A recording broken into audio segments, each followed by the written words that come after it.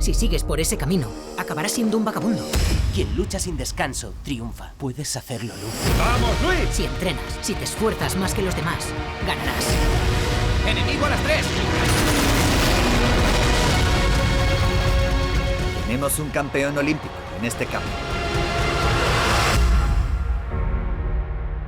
Louie Zamperini. He's just extraordinary. That's you, right? Yeah. There's a handsome man.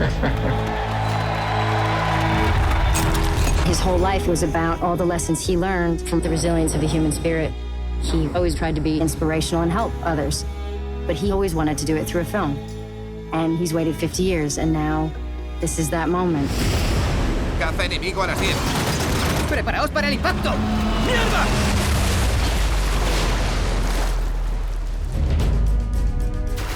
Every day, I think we all look at each other and think, how did he really survive this? Moriremos aquí. ¡Aún no hemos muerto! You have to believe in sheer determination, the determination to come out alive. Tengo buenas y malas noticias. Sometimes believing, it's hard to do. You have to believe that no matter what happens to you, that all things work together for good. Quien lucha sin descanso, triunfa.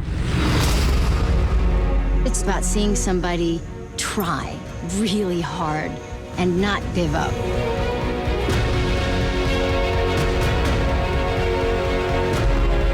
Louie's story brings people together to push themselves to be their best. You feel like that's what you gotta do for Louie. Si lo suelta, dispárale. Vamos.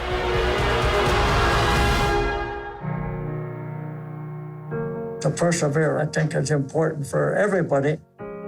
Don't give up. Don't give in.